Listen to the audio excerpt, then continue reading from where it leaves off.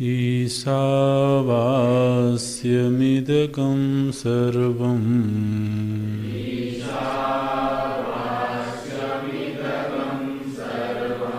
यत्किञ्च जगत्यां जगत्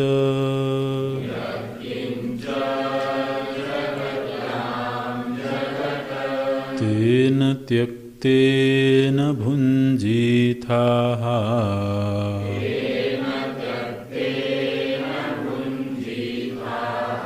मा गृधः कस्य स्विद्धनम्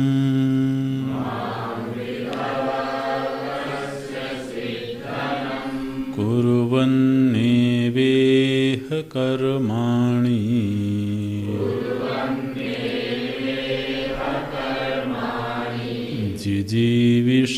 जिजीविषेच्छतगं समाः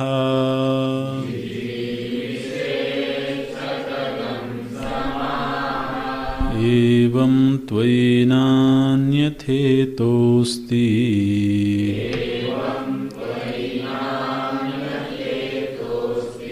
न कर्म लिप्यते नरे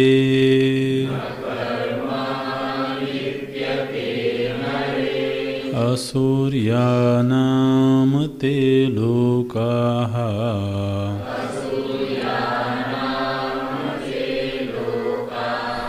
अन्धेन तमसावृताः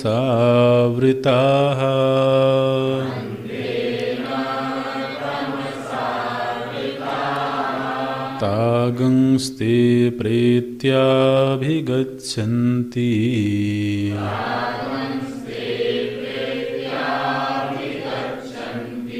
ये के चात्महनो जनाः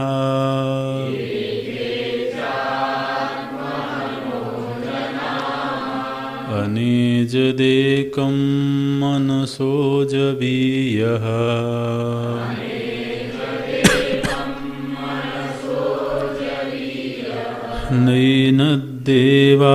नैनद्देवाप्नुवन् पूर्वमर्षत्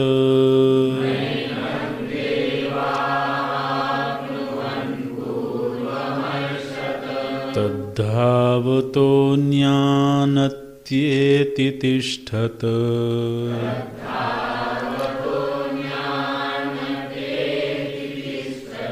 तस्मिन्नपो मातरिस्वा दधाति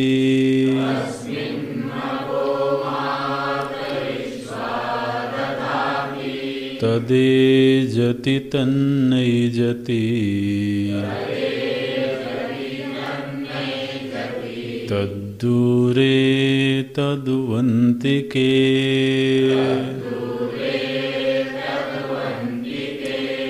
तदन्तरस्य सर्वस्य तदु सर्वस्यास्य बाह्यतः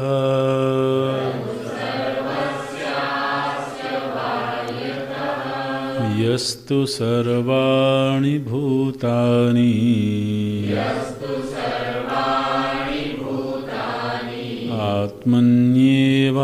आत्मन्येवानुपश्यति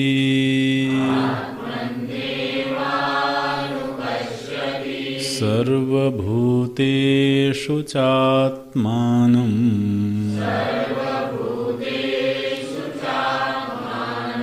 ततो न विजुगुप्सते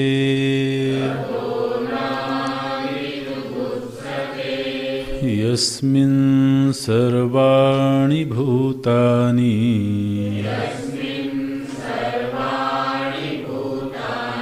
आत्मैवाभूद्विजानतः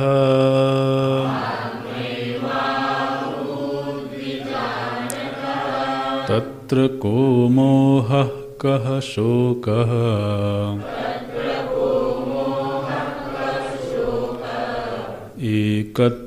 एकत्वमनुपश्यतः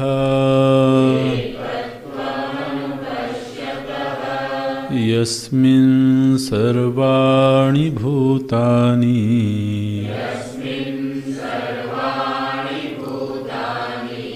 आत्मैवाभूद्विजानतः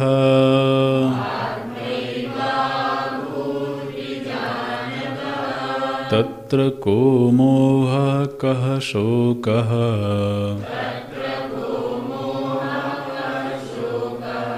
एकत्वमनुपश्यतः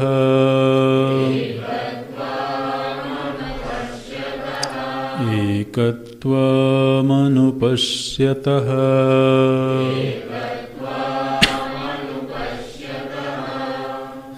इमं एव अर्थम् अन्योऽपि मन्त्र आह यस्मिन् सर्वाणि भूतानि यस्मिन् काले यथोक्तम् आत्मनि वा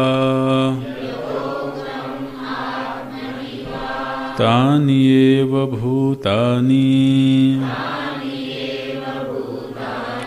सर्वाणि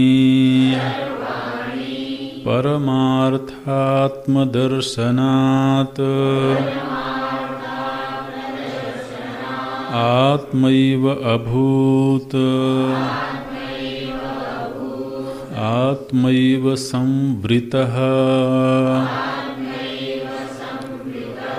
परमार्थवस्तु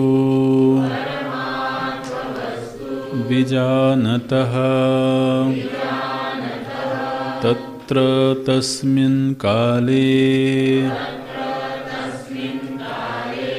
तत्र आत्मनि वा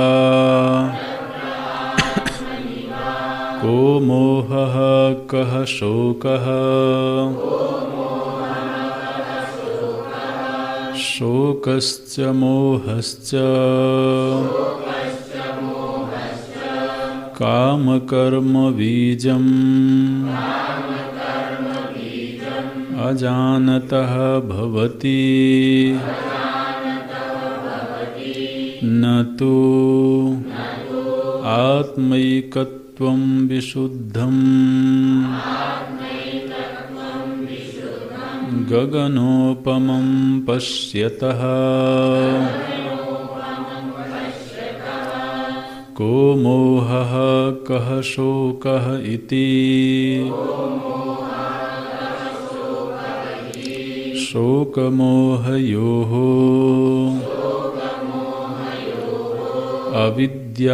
अविद्याकार्ययोः आक्षेपेण असंभवप्रदर्शनात् सकारणस्य संसारस्य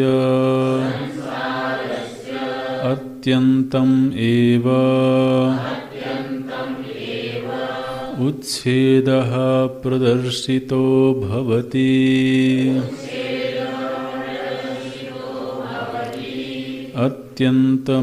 अत्यन्तमेवोच्छेदः प्रदर्शितो भवति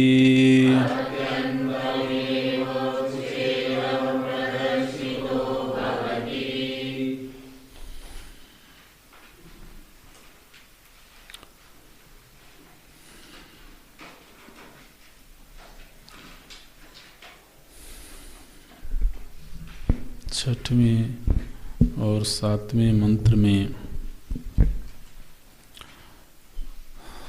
परमार्थ दृष्टि का निरूपण किया गया है, जो उस परमार्थ वस्तु को उपलब्ध हो चुके हैं उनकी दृष्टि कैसी है। तो बोलते हैं सर्वाणि भूतानि आत्मनि एव अनुपश्यति,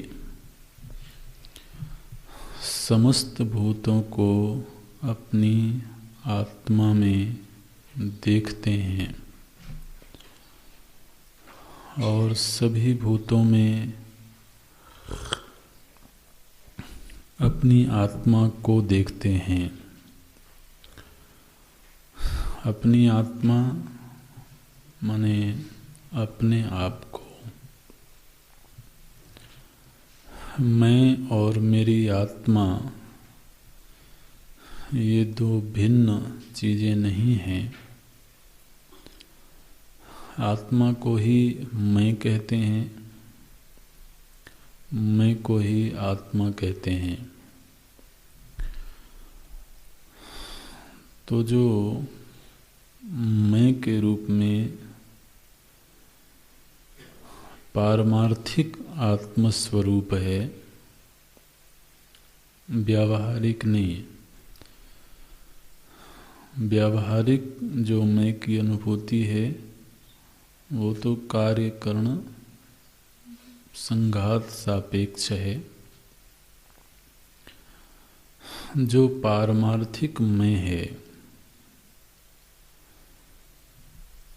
अहम अहमतया स्फुरति यत् सत्, जो सत अहम के अहम के रूप में स्फुरित होता है। कदा स्फुरति, अनुपश्यते, जिस समय पर तो विधिवत तरीके से वेदांत वाक्यों का श्रवण होता है, तदा स्फुरति,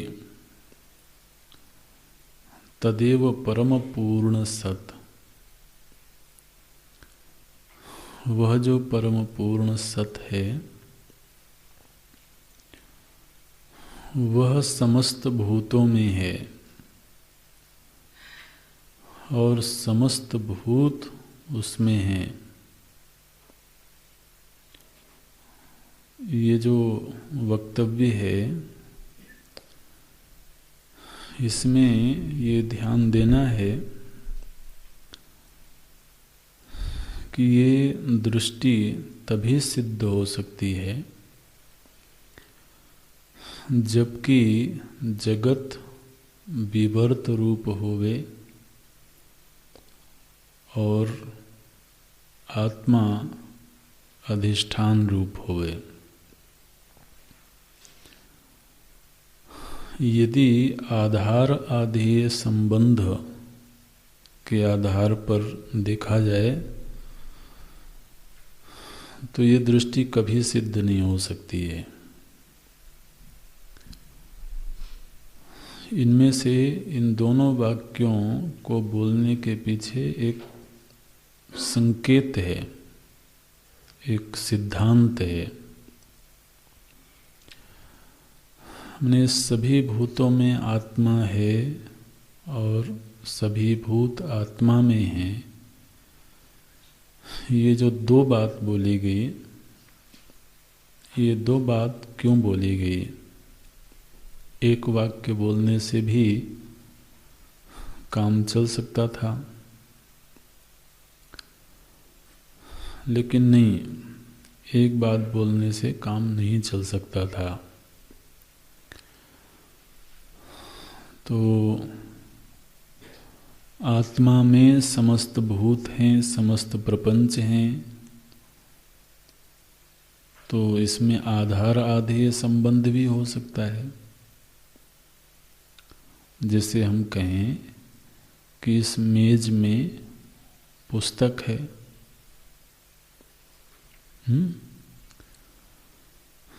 तो मेज आधार है और पुस्तक आधेय है, लेकिन आधार आधेय दोनों भिन्न हैं, दोनों पृथक हैं। ठीक है।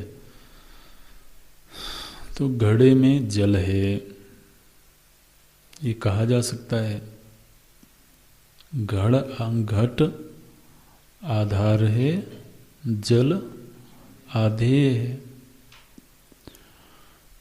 तो आधार आधेय संबंध में एक वाक्य तो सिद्ध हो जाएगा कि घड़े में जल है। जैसे पहला वाक्य बोला गया, आत्मा में समस्त भूत हैं। तो सीधे बैठे हैं आप लोग, ये टेढ़ा मेढ़ा बैठते हैं, ठीक नहीं है। और एक विद्यार्थी बीच में गायब है, तो पहले सूचना देनी चाहिए।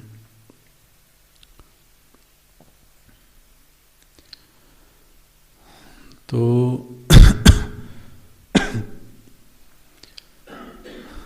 घट में जल है, ये एक वाक्य बन जाएगा,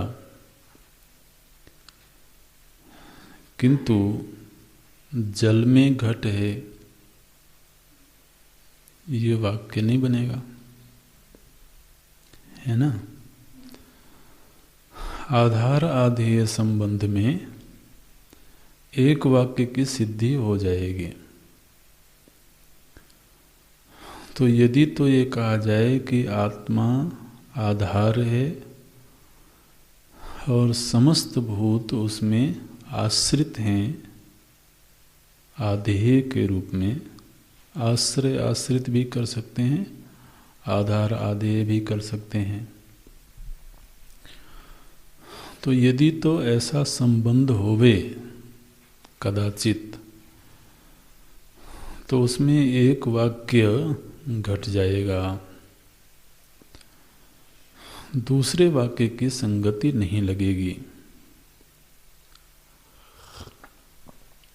यदि तो आत्मा और महाभूत दोनों भिन्न भिन्न सत्ताएं हैं, ये ध्यान देना। आत्मा भिन्न वस्तु है और पंच महाभूत भिन्न वस्तु हैं। यदि ऐसा माना जाए तो ऐसी मान्यता स्वीकार करने पर जो संबंध बनेगा वो आधार आधेय संबंध ही बन सकता है। उसमें अध्यास अधिष्ठान संबंध नहीं बनेगा। अध्यास अधिष्ठान संबंध का मतलब होता है कि वस्तु एक ही है, वस्तु दो नहीं है,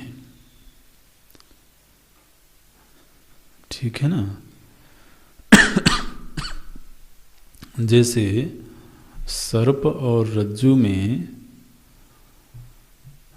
तो आश्रय आश्रित संबंध नहीं है,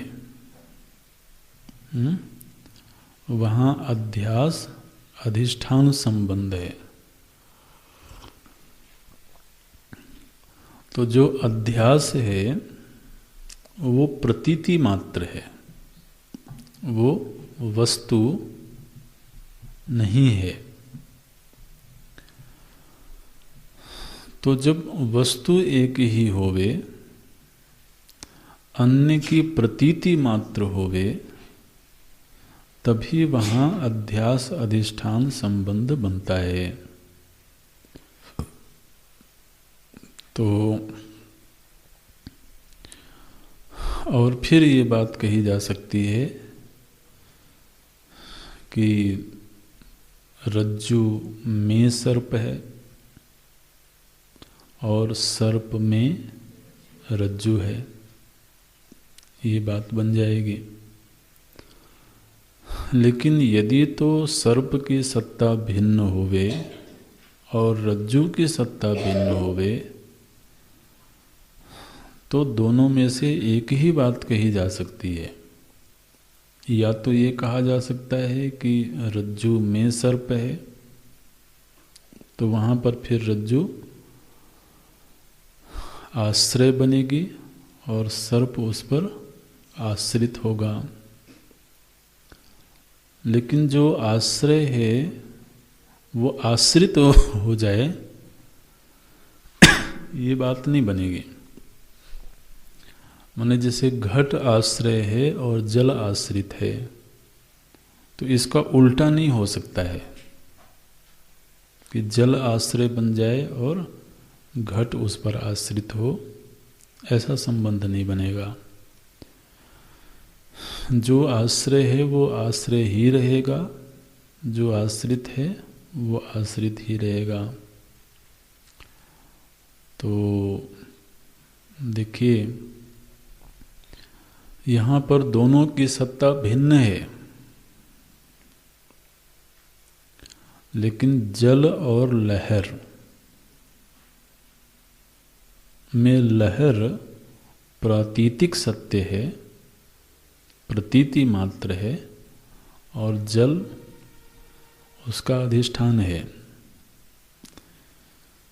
इसीलिए वहाँ ये बात कही जा सकती है कि जल में लहर है और लहर में जल है। सच्चाई ये है कि वहाँ केवल जल है।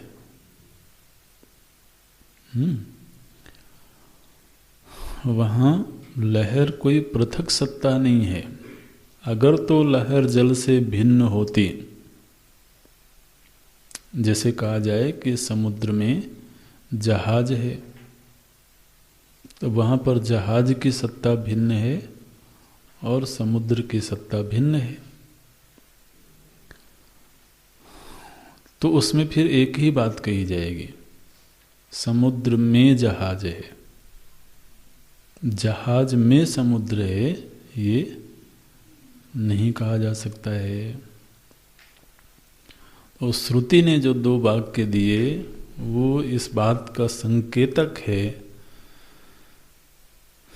कि असल में पंचभूत नहीं है, आत्मा ही है ना। आत्मा अधिष्ठान रूप है, और जो पंचभूत हैं या पूरा भूत भौतिक जो कुछ भी है, सत्वेन प्रतीयन्ते इति, जो भी सत्य के रूप में प्रतीत हो रहे हैं और मैं से भिन्न हो के प्रतीत हो रहे हैं। भूत में ये दो शर्तें लगेंगी, एक तो वो मैं से भिन्न होवे और दूसरा सत्य के रूप में प्रतीत होवे। तो जो मैं है वो कभी भी इदम के रूप में प्रतीत नहीं होता है। तो यहाँ पर आत्मा और भूत, इनके मध्य में अधिष्ठान अध्यास संबंध बनेगा, तभी इस मंत्र की सिद्धि हो सकती है। इस पे मंथन कर लेना, विचार कर लेना। जहाँ जहाँ पर दृष्टांत में ये खोज लें कि दृष्टांत में इन दोनों ही वाक्यों की सिद्धि कब होती है, किन दृष्टांतों में होती है। जिन दृष्टांतों में अधिष्ठान अध्यास संबंध है, वहीं इन दोनों वाक्यों की सिद्धि होती है।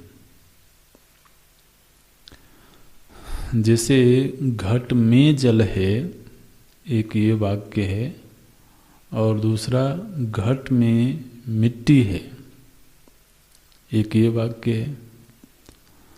लेकिन जल में घट है ये वाक्य नहीं बनेगा, मिट्टी में घट है ये वाक्य बन जाएगा। ठीक है ना, क्योंकि वहाँ मिट्टी की अपेक्षा घट प्रतीति मात्र है, वस्तु केवल मिट्टी है। तो इस दृष्टिकोण से आप देखें तो जहाँ जहाँ पर आकाश में नीलिमा है, ये वाक्य भी बन जाएगा, और नीलिमा में आकाश है, ये वाक्य भी बन जाएगा। जहाँ दो संबंधियों में से, क्योंकि संबंध के लिए दो का होना जरूरी है, दो संबंधियों में से एक संबंधी नहीं होकर के भासे, और दूसरा संबंधी पारमार्थिक होवे। तो जहाँ पर दोनों संबंधियों के मध्य ये बात सिद्ध होती है, वहीं ये वाक्य घटित होंगे। वस्त्र में धागा है और धागे में वस्त्र है, दोनों वाक्य बनेंगे।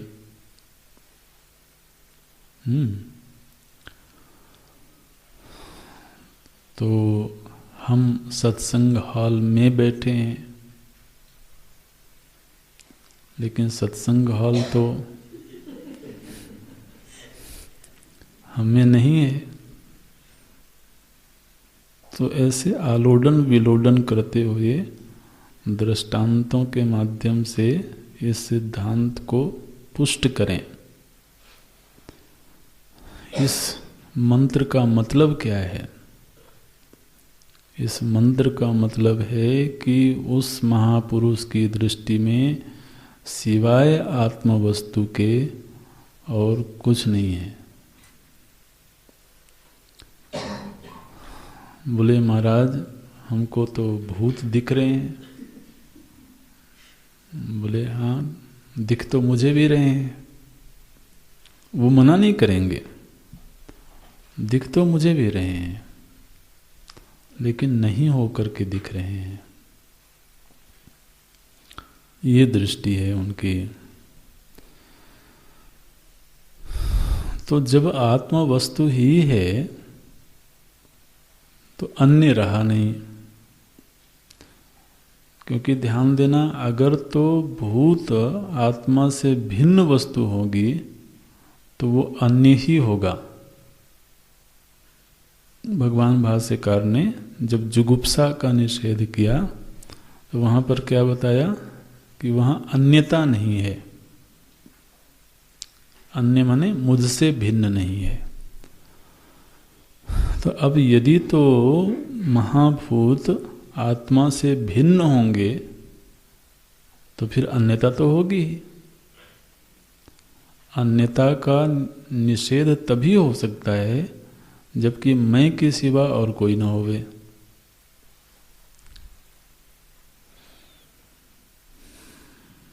तो ये न जुगुप्सते, ये एक वाक्य भी इस बात का संकेत करता है कि आत्म व्यतिरिक्त और कोई वस्तु सत्ता रूप में नहीं है, प्रातीतिक रूप में हो सकती है।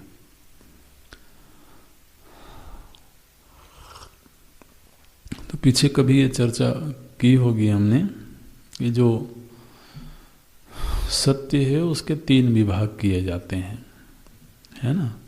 एक प्रातीतिक सत्य होता है, एक व्यावहारिक सत्य होता है और एक पारमार्थिक सत्य होता है। असल में सत्य केवल पारमार्थिक ही होता है ना। बाकी जो 2 विभाग हैं वो तो महाराज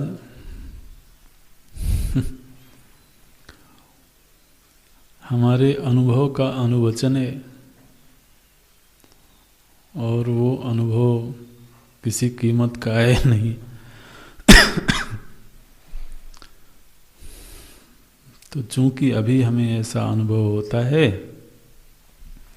कि एक वह सत्य है जिसके साथ हम व्यवहार कर सकते हैं। व्यवहार कर सकते हैं माने जिसमें अर्थ क्रियाकारित्व है, जिसके साथ व्यवहार हो सकता है, उसको व्यावहारिक सत्य कह दिया। जैसे कि घड़े में रखा हुआ जो जल है उसको हम पी सकते हैं, उससे प्यास बुझ सकती है, तो उस जल के साथ व्यवहार हो सकता है। लेकिन मृग मरीचिका में दिखने वाला जो जल है वो तो जल ही दिख रहा है, लेकिन उसके साथ में व्यवहार नहीं हो सकता।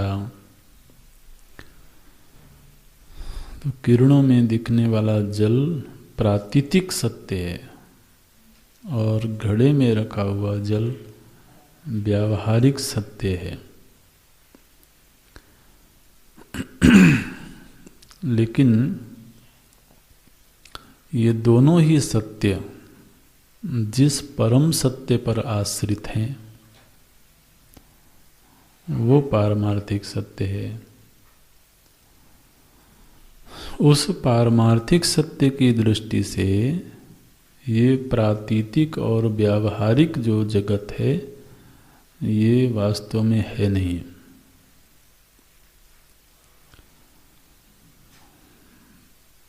ये स्थिति है। तो जब तक आत्मा की अद्वितीयता माने अस्तित्व के रूप में आत्मा से भिन्न और कोई वस्तु नहीं है, जब तक यह सिद्धि न हो जाए तब तक ये छठवां मंत्र घटित नहीं होगा। देखिए गोस्वामी जी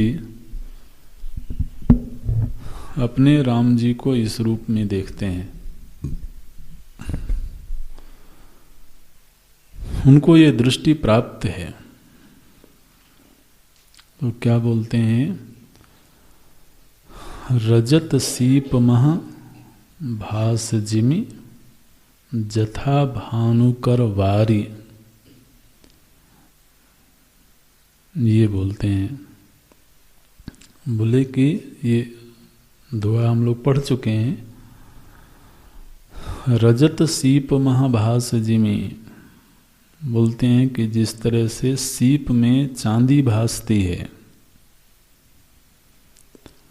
जथा भानु करवारी, और जिस तरह से सूर्य किरणों में जल भासता है।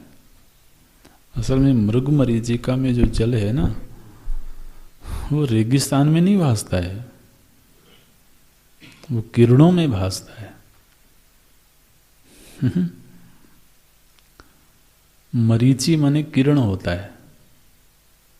जो मृग मरीचिका शब्द बनाया गया ना, तो मरीचि माने किरण। तो किरणों में जो जल भासता है, क्योंकि अगर रेगिस्तान में जल भासता तो रात्रि में भी भासना चाहिए था।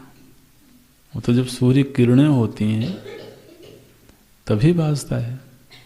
और सूर्य किरणें बिल्कुल खिली हुई हों, बादल हों, तो दिन में भी नहीं भासता है। तो बोलते हैं कि ये जो जगत है ये उसी जल की भांति राम जी में भास रहा है। यही विधि जग हरि आश्रित रही। ये जो जगत है ये इसी तरह से हरि पर, परमात्मा पर आश्रित है। यद्यपि असत्य, वहां पर तो केवल सूर्य किरण ही है ना, जल थोड़ी है। यद्यपि असत्य, लेकिन दे तो दुख आई। ये गोस्वामी जी की दृष्टि है। ये इन मंत्रों के अर्थ हैं। लोक भाषा में लिखी हुई, लोक भाषा में कही हुई बात है, लेकिन वो बात किसी व्यक्ति की नहीं है, वो बात तो वेदों की है। तो गोस्वामी जी ने स्पष्ट रूप से घोषणा की कि जो जगत है वो अध्यस्त है और जो प्रभु राम है वो अधिष्ठान है, वो ईशा है, वो आत्मा है। ये दृष्टि बताने के लिए श्रुति माता ने कहा सर्वभूतानि, जो समस्त भूत हैं वो आत्मा में हैं और आत्मा सभी भूतों में है। माने वहाँ सिवाय आत्मा के भूत की कोई पृथक सत्ता नहीं है। और चूंकि आत्म व्यतिरिक्त कोई वस्तु है ही नहीं, तो फिर जुगुप्सा का कोई प्रश्न नहीं है, अन्यता का अभाव है। ये छठवां मंत्र है। सातवें मंत्र का विषय भी यही है। भगवान भाष्यकार बोलते हैं, इमम एव अर्थम अन्योपि मंत्र आह। इसी अर्थ को बताने के लिए तो अन्य मंत्र माने अगला मंत्र बोला जाता है। क्या कह रही हैं श्रुति? बोलते हैं, यस्मिन् सर्वाणि भूतानि आत्मैव अभूत विजानतः अनुपश्यतः। तो यहाँ पर उस आत्मज्ञानी महापुरुष जिसको ये दृष्टि प्राप्त है, उसके लिए दो संबोधन दिए गए। एक तो विजानतः प्रथम पंक्ति में है और दूसरी पंक्ति में है अनुपश्यतः। ये उस महापुरुष के लिए ये शब्द बोला गया है, संबोधन है एक तरह से। जो सत्य को जानता है, विजानतः, जो परम सत्य को जानता है, उसकी दृष्टि कैसी है? तो बोलते हैं, यस्मिन् सर्वाणि भूतानि आत्मैव अभूत। तो जिस काल में यस्मिन का अर्थ किया भगवान भाष्यकार ने, जिस काल में। वैसे यस्मिन का जो अर्थ है वो है जिसमें, यस्मिन जिसमें, तस्मिन उसमें, ऐसे बनाया जाता है। तो यहाँ पर भगवान भाष्यकार ये कह रहे हैं, यस्मिन माने ये कालवाचक शब्द है। यस्मिन माने जिस काल में उस आत्मज्ञानी की दृष्टि से सर्वाणि भूतानि आत्मैव अभूत, जो समस्त भूत हैं वो आत्मा ही हो जाते हैं। विजानतः उस ज्ञानी की दृष्टि में, यस्मिन् काले सर्वाणि भूतानि आत्मैव अभूत, सभी जो भूत हैं वो आत्मा ही हो जाते हैं। ऐसा हो जाने पर क्या होता है? बोलते हैं, तत्र को मोह कह शोकः। तत्र माने तस्मिन् काले, है ना, ये काल को ध्यान में रखना है। यस्मिन् तत्र, जिस काल में उसको यह दृष्टि प्राप्त हो गई, उस काल में क्या हुआ? बोले फिर वहाँ शोक और मोह नहीं रह गया। क्यों शोक मोह नहीं रह गया? बोले एकत्वम अनुपश्यतः। अब उसको सिवाय अद्वितीय आत्मा के और किसी के दर्शन होते नहीं हैं। तो एक दृष्टि और उस दृष्टि की फलश्रुति। देखिए, एक दृष्टि प्राप्त हो जाने मात्र से ये फलश्रुति घटित हो गई। अनुपश्यतः, ऐसा दर्शन हो जाने पर, जिसको ऐसा दर्शन प्राप्त हो गया, उसके लिए फिर शोक और मोह समाप्त हो गया। तो इसमें पहली बात तो ये है कि कोई दुख की समाप्ति केवल दृष्टि प्राप्त हो जाने मात्र से भी हो सकती है ना?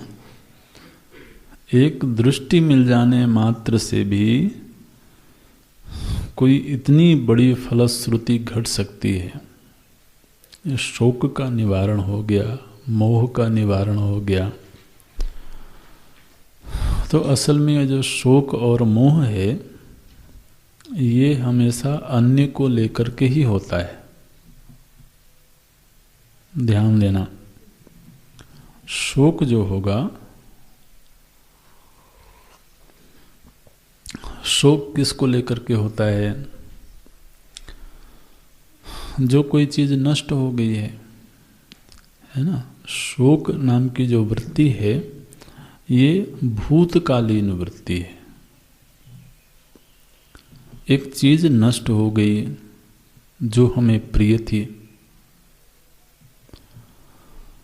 जो हमारे लिए सुखद थी, तो सुखद के नाश से शोक का जन्म होता है। और सुखद के नाश की संभावना अगर वह भविष्यकालीन होवे तो शोक नहीं होगा, भय होगा। तो जो अनिष्ट की आशंका है भविष्य को लेकर के, वो भय को जन्म देती है। और अनिष्ट हो चुका है तो शोक का जन्म होगा। तो शोक हमेशा ही भूत के गर्भ में होता है। माने जो चीज घट चुकी है, आप विचार करके देखना, भविष्य में कोई चीज, कोई अनिष्ट होने वाला है, उसको लेके शोक नहीं होगा। तो कोई शोक कर रहा हो तो उनसे जाकर के पूछे कि भाई बहुत शोक कर रहे हो, क्या बात है? बोले कल ये घटना घटने वाली है, उसको लेके शोक कर रहा हूं। तो आप क्या कहोगे? अरे भाई जब घट जाए तब शोक कर लेना, अभी घटी नहीं है तो अभी क्यों शोक कर रहे हो? तो शोक भविष्यत वृत्ति नहीं है, लेकिन भय भविष्यकालीन वृत्ति है। मुझे भय हो रहा है कि ये घटना न घट जाए। तो अब देखिए, शोक में एक चीज तो तय हो गई कि उसमें अनिष्ट हुआ,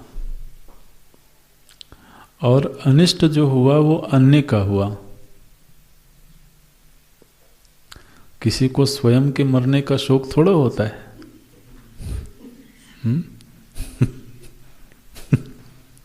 तो आज शोक करने हैं, क्यों? बोले कल मैं मर गया। तो स्वयं के नष्ट होने से शोक नहीं होता है। शोक हमेशा अन्य से जुड़ा हुआ है, और वह जो अन्य है वो सुखद है। दोनों चीजें जरूरी हैं। बोले आज बैठ के शोक कर रहे हैं, क्यों? कल एक तारा टूट गया था, कल हमने देखा था एक तारा टूट के नष्ट हो गया, गिर गया, तो बोले शोक कर रहे हैं बैठ के। तो शोक के लिए अनिष्ट होवे, वह अन्य होवे, और सुखद होवे, और भूत में होवे, इतनी शर्तें लग गई। ठीक है ना? इनमें से एक भी शर्त नहीं होगी तो शोक नहीं होगा।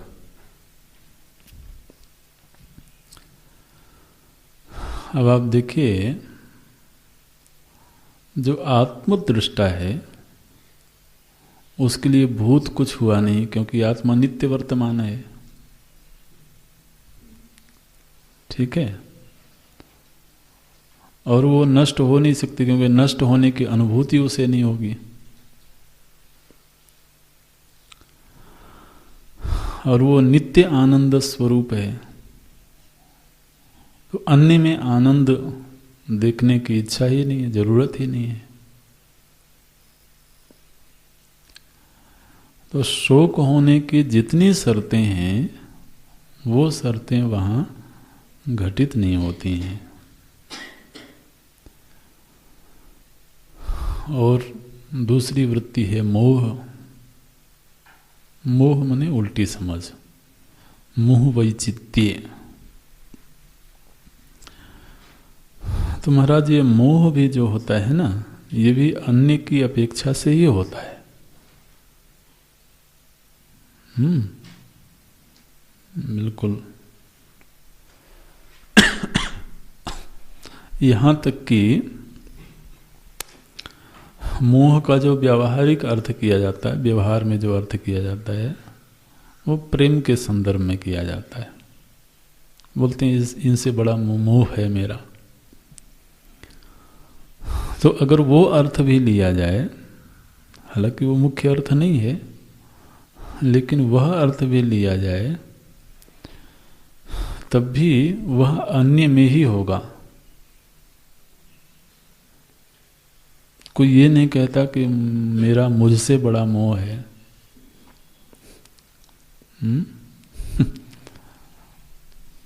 तो वो भी अन्य को लेके होगा। और दूसरा जो इसका मुख्य अर्थ है, गलत समझ। तो अपने विषय में भी जो गलत समझ है वो उपाधियों की अपेक्षा से है, वो कार्यकरण संघात की अपेक्षा से है। स्वयं आत्मा से ये उल्टी समझ नहीं है। ये तो मैं परिच्छिन्न हूँ, एक देशीय हूँ, एक कालिक हूँ, जन्म मृत्यु धर्म से युक्त हूँ, ये सारी जो अपने विषय में गलत समझ हैं, ये सब भी शरीर इंद्रियों की अपेक्षा से हैं, अन्य की अपेक्षा से हैं। तो ये उल्टी समझ और ये गलत समझ ही संसरण का हेतु बनती है। और शोक, इन दोनों ही वृत्तियों की गुंजाइश तभी तक है जब तक अन्यता की अनुभूति बनी हुई है। जब तक मैं से पृथक भी कोई अस्तित्ववान वस्तु है, तब तक ही ये अनुभूति बनी हुई है। उस विजानत आत्मज्ञानी की दृष्टि क्या है?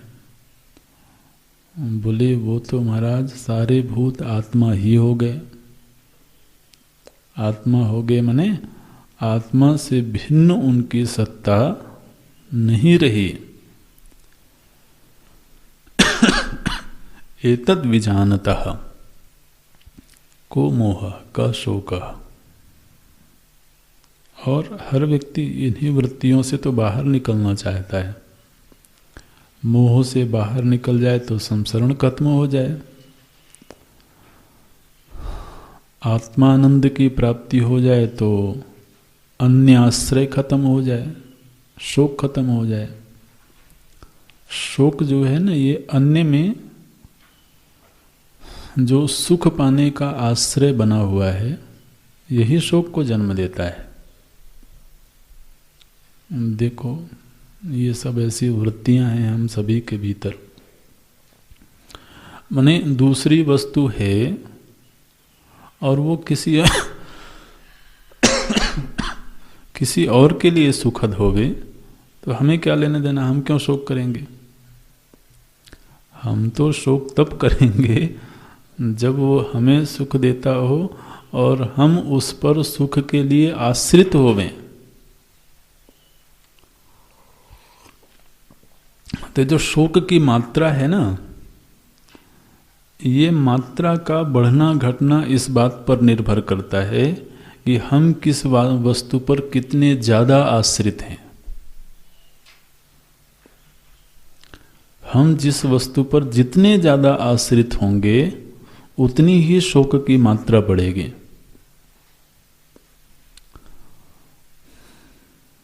अरे क्या बताएं महाराज, जो वस्त्र होता है ना,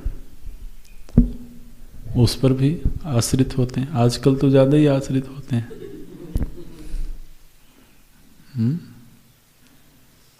क्यों? क्योंकि वो हमें सुख देता है, हमें दुख देने वाली चीजों से बचाता है।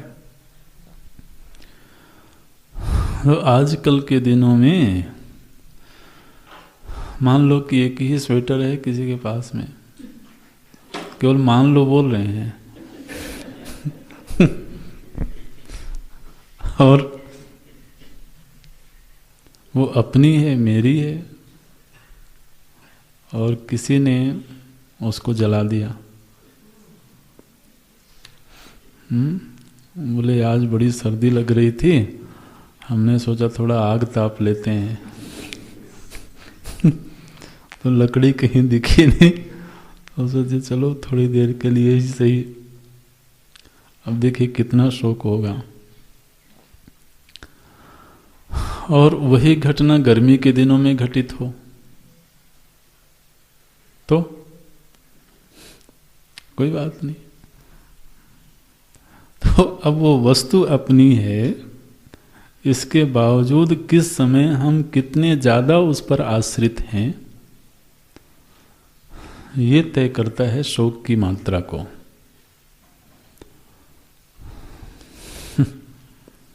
और शोक बढ़ता है, घटता है हमारे आश्रय के आधार पर। अब कोई व्यक्ति है महाराज जो किसी पर आश्रित ही नहीं है, अब आप उसको शोक देके दिखाओ, वो कभी भी शोकग्रस्त नहीं हो सकता है। इसलिए या तो कोई आत्मज्ञानी हो और या तो कोई भगवान के आश्रित होवे। दोनों जगह ही नष्ट करने की कोई संभावना ही नहीं है। और कोई आत्मा को भी नष्ट नहीं कर सकता और कोई प्रभु जी को भी नहीं नष्ट कर सकता। तो इसलिए वही शोक मुक्त हो सकता है। अन्यथा तो जितनी भी भौतिक चीजें हैं उनमें आश्रयता जब तक बनी रहेगी, शोक का पूरी तरह से निवारण नहीं हो सकता है। यही मूल वृत्ति है जिसकी ओर भगवान ने संकेत किया, अशोच्य अनन्वशोचस्त्वम।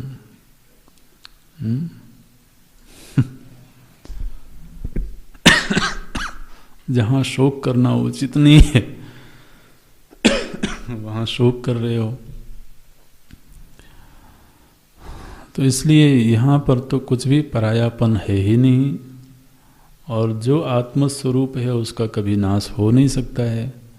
इसलिए वहाँ शोक का आत्यंतिक अभाव है, ये बता रहे हैं। तत्र को मोह कह शोक एकत्वम अनुपश्यतः। भाष्य अगली कक्षा में देखते हैं। ओम।